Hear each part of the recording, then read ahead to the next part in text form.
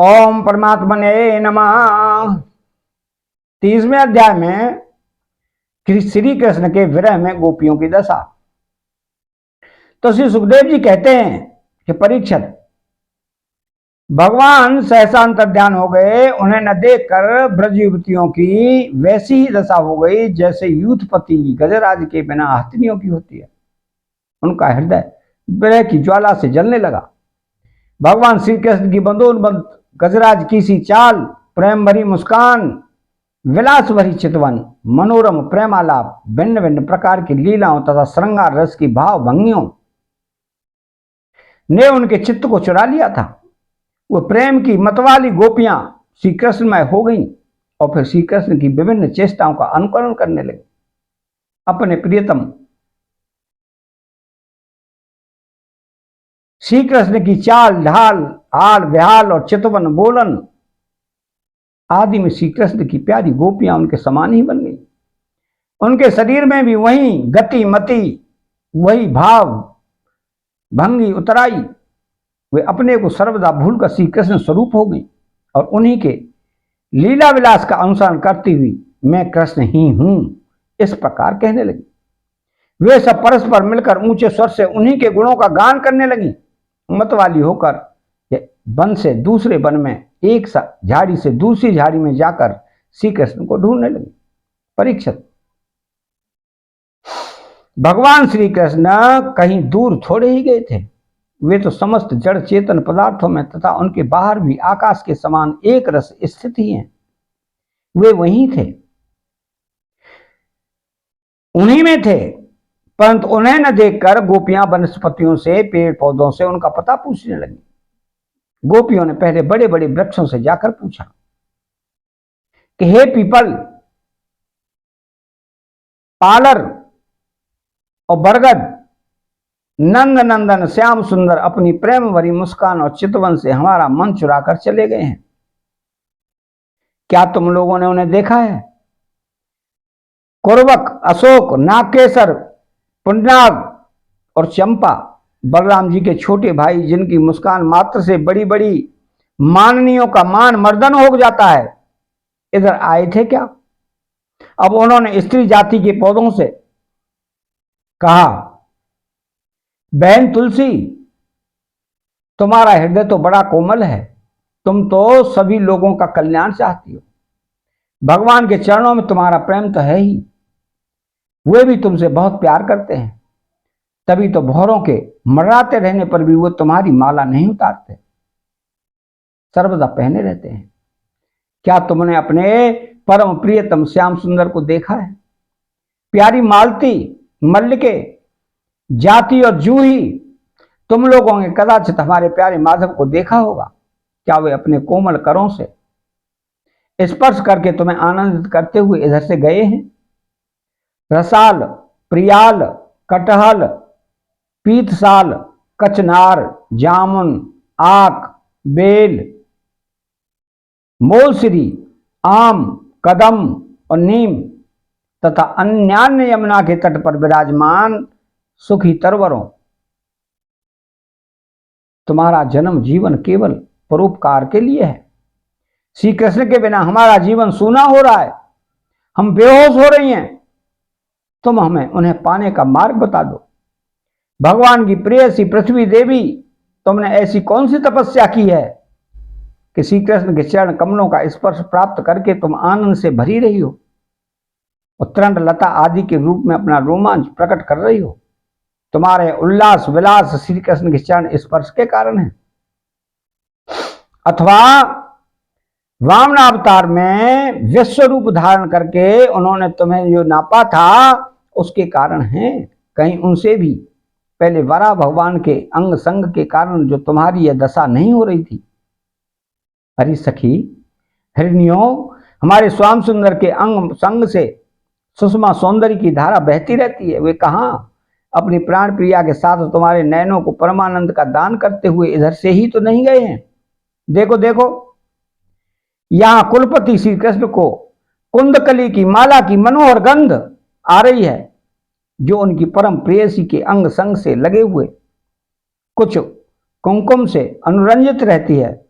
तरवरों, उनकी माला की तुलसी में ऐसी सुगंध है कि उसकी गंध के लोभी मतवाले भौरे प्रत्येक क्षण उन पर मर्राते रहते हैं। उनके एक हाथ में लीला कमल होगा तो दूसरे हाथ में अपनी प्रेयसी के कंधे पर रखे होंगे। हमारे प्यारे श्याम सुंदर इधर से बिछड़ते हुए अवश्य गए होंगे। जान पड़ता है तुम लोग उन्हें प्रणाम करने के लिए ही झुके हो, परंतु उन्होंने अपनी प्रेम भरी चितवन से भी तुम्हारी वंदना का अभिनंदन किया है या नहीं?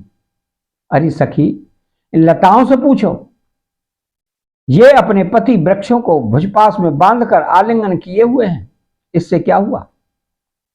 इनके शरीर में जो पुलक है, रोमांच है, वह तो भगवान के नखों के स्पर्श से ही है। अहो, इनका कैसा सौभाग्य है। परीक्षित, इस प्रकार मतवाली गोपियां प्रलाप करती हुई भगवान श्री कृष्ण को ढूंढते ढूंढते कातर हो रही थी। अब और भी गाढ़ आवेश हो जाने के कारण वे भगवानमय होकर भगवान की विभिन्न लीलाओं का अनुकरण करते लगी। एक पूतना बन गई तो दूसरी श्री कृष्ण बनकर उसका स्तन पीने लगी। कोई बछड़ा छकड़ा बन गई तो किसी ने बालकृष्ण बनकर रोते हुए उसे पैर की ठोकर मारकर उलट दिया। कोई सखी बालकृष्ण बनकर बैठ गई तो कोई तृणावर्त दैत्य का रूप धारण करके उसे डर से हर ले गई। कोई गोपी पांव घसीट घसीट कर घुटनों के बल बलैया चलने लगी और उस समय उसके पायजे रुंझुन रुंझुन बोलने लगे।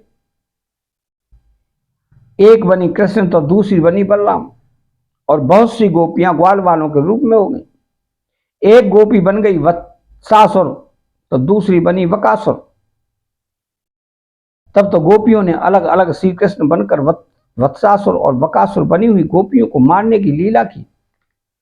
जैसे श्री कृष्ण मन में करते थे वैसे ही एक गोपी बांसुरी बजा बजा कर दूर गए हुए पशुओं को बुलाने का खेल खेलने लगी। तब दूसरी गोपियां वाह वाह करके उनकी प्रशंसा करने लगी।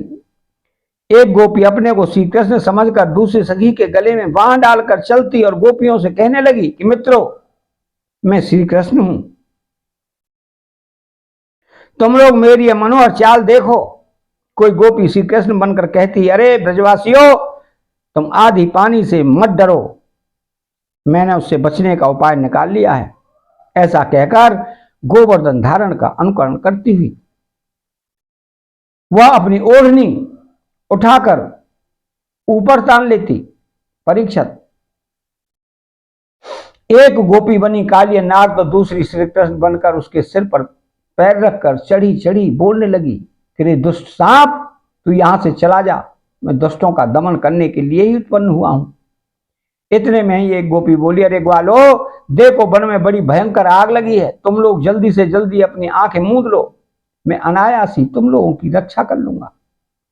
एक गोपी यशोदा बनी और दूसरी बनी श्री कृष्ण। यशोदा ने फूलों की माला से श्री कृष्ण को उखल में बांध दिया और श्री कृष्ण बनी हुई सुंदरी गोपी हाथों से मुंह ढाककर भय की नकल करने लगी। परीक्षित, इस प्रकार लीला करते करते गोपियां वृंदावन के वृक्ष लता आदि से फिर भी श्री कृष्ण का पता पूछने लगी। इसी समय उन्होंने एक स्थान पर भगवान के चरण चिन्ह देखे तो आपस में कहने लगी, अवश्य वे चरण चिन्ह उदार शिरोमणि नंद नंदन श्याम सुंदर के हैं। क्यों कि इनमें ध्वजा, कमल, अंकुश और जौ आदि के चिन्ह स्पष्ट ही दिख रहे हैं। उन चरणार बिंदुओं के द्वारा ब्रजवल्लभ भगवान को ढूंढती हुई गोपियां आगे बढ़ी। तब उन्हें श्री कृष्ण के साथ किसी ब्रज युवती के भी चरण चिन्ह दिख पड़े। यह देखकर वे व्याकुल हो गई और आपस में कहने लगी, जैसे हथिनी अपने प्रियतम गजराज के साथ गई हो, वैसे ही नंद नंदन श्याम सुंदर के साथ उनके कंधे पर हाथ रखकर चलने वाली किस बड़भागिनी के ये चरण चिन्ह हैं। अवश्य सर्वशक्तिमान भगवान श्री कृष्ण की यह आराधिका होगी। इसलिए इस पर प्रसन्न होकर हमारे प्राण प्यारे श्याम सुंदर ने हमें छोड़ दिया है और इसे एकांत में ले गए हैं। प्यारी सखियों, भगवान श्री कृष्ण अपने चरण कमल से जिस रज का स्पर्श कर देते हैं वह धन्य हो जाती है, उसके अहोभाग्य हैं। क्योंकि ब्रह्मा, शंकर और लक्ष्मी आदि भी अपने अशुभ नष्ट के लिए उस रज को अपने सिर पर धारण करते हैं। अरे सखी, चाहे कुछ भी हो, ये जो सखी हमारे सर्वस्व श्री कृष्ण को एकांत में ले जाकर अकेले ही उनकी